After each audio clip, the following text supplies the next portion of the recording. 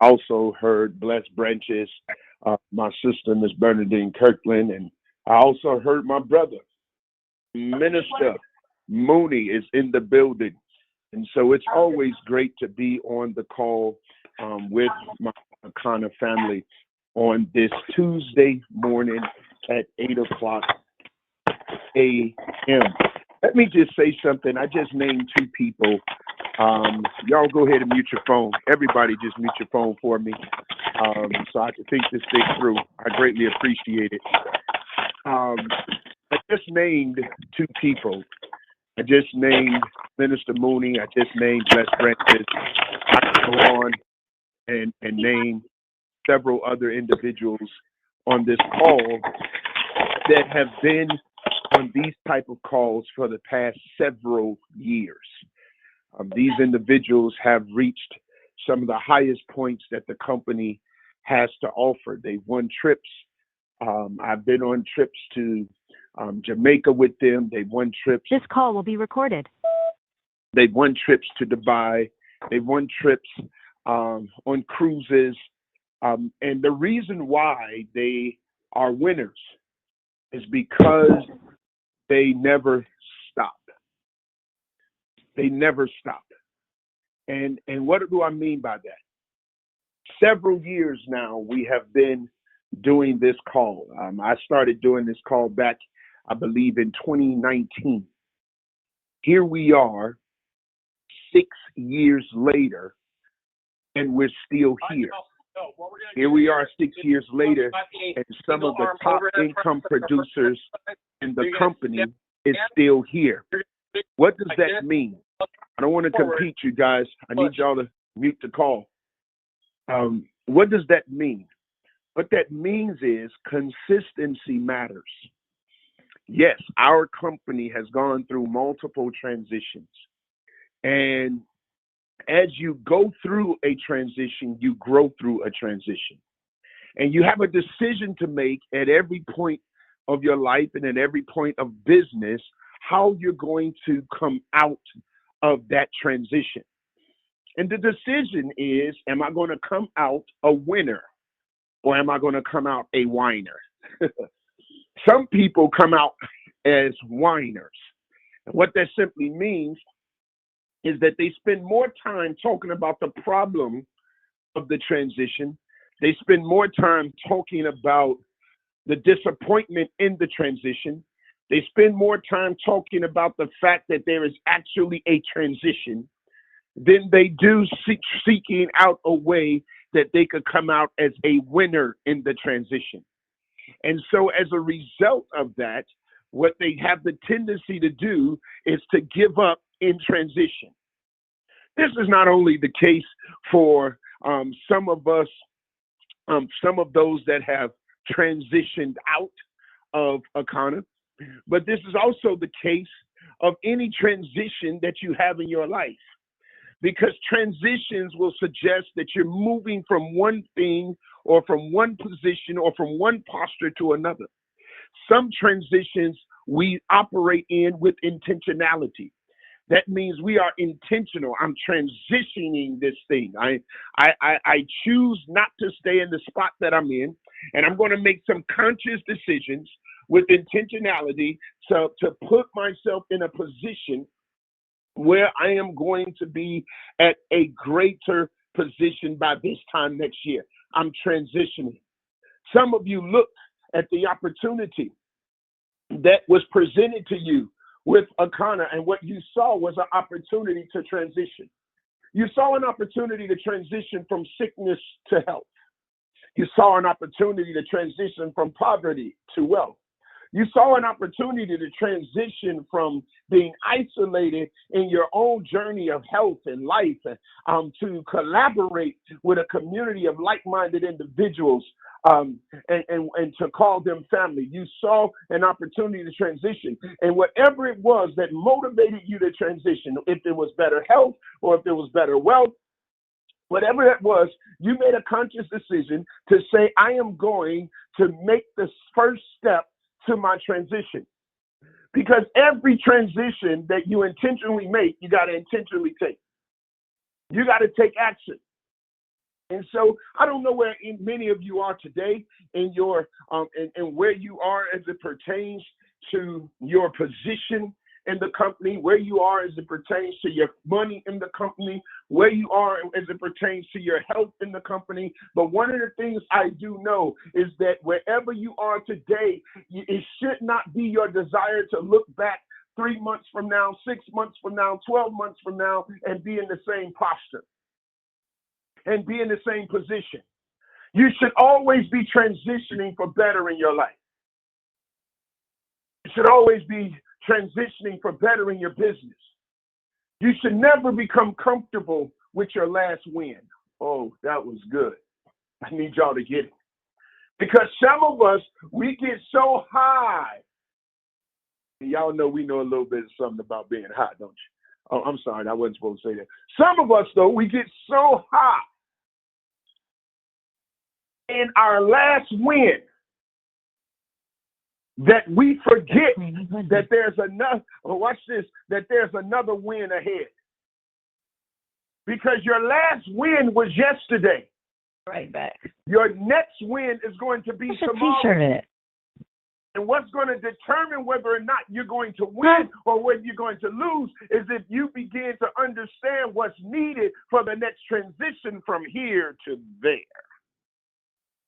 Transitions. Transitions are sometimes they're better when you initiate. But then what about those transitions that we have in life where we don't initiate the transition, but somebody decides to take action and their action causes us to have to transition? Y'all know what I'm talking about. Some of us that work those good jobs, y'all got them good jobs, them good paying jobs. And all of a sudden you get to work and there's a pink slip on your desk and they say, hey, listen, we're transitioning you out of this position, or we're transitioning the company in a new direction, or we're are y'all understanding? And so you got this transition you didn't ask for. Nevertheless, you got to encounter it. Then there was those transitions whereby, you know, you've been connected with somebody for a long time. And then one day the person you've been connected with for a long time decide that they want to disconnect from you. And listen, because they want to transition and their desire to transition is forcing your hand to transition. And what I'm afraid of is that as many of those kinds of transitions that we spend so much of our time focused on that we lose sight of the, watch this, it is the unintentional transitions that become a distraction from us being intentional on transitioning from where we are to where we desire to be. Let me say that again. It is the unintentional transitions that we spend so much time focused on that it becomes a distraction from us being able to focus on the intentional transitions from where we are to where we desire to be. And you got to begin to understand this. Take control over what you can take control of. Yeah. And the other side of that, what you cannot control in its initiation, you can control in your reaction. What are you saying, Dan? What I'm saying is this. I'm saying that those transitions that's unintentional, those transitions that you did not choose, but the transition chose you. You may not control the fact that the transition had to happen, but you can control the fact of how you're going to respond to it when it happens. Well, what does that look like? What does that look like? One of my God babies, I was talking to her the other day, and she's one of the smartest girls on the planet. She's really smart, highly intelligent, straight A student in a master's program. Right now, in one of HBCUs. So she's in a master's program. She's getting ready to graduate. But guess what? She had some unintentional transitions. One unintentional transition is that she spent an entire summer saving up all of her money to buy her a car. And a few weeks ago, she got into a car accident that totaled the car. And because she bought the car cash, y'all know what I'm talking about. They only gave her $2,000 for it. And so now she doesn't have transportation. That transportation was helping to supplement a second job, that was helping her to create income, that was helping her to get some things done. And now that no longer exists. And another major transition of her life is she's moving from becoming a college student, and she got to start really, really, truly adulting. And so she got to get a job. But she's struggling. She's struggling because, listen, this girl is so focused. She got a spreadsheet in categories of all of the jobs and all of the places that she have applied for. And she has yet to get a yes. And so what I asked her was, I said, you've been applying for jobs all of this time. You've been sitting there soaking all of this time because you don't have a car. I said, what's the solution? What are you going to do to control what you can control? You can't control the fact that nobody is hiring you yet. You can't control the fact that you don't have a car yet. You can't control the fact that you're getting ready to come home, and when you're coming home, mama and them saying you got to have a job. You got to be able to support yourself. So what can you control? And she was so consumed on what she couldn't control. She was so consumed on the unintentional transactions of her life that she lost sight of what she could control. Some of us, we get lost in the weeds of something that we cannot control. And as a result of us getting lost in the weeds of something that we cannot control, we lose sight of the very things that we can. And I began to say to her, I said, girl, listen, you've been dancing before you can talk. You're creative. You see things.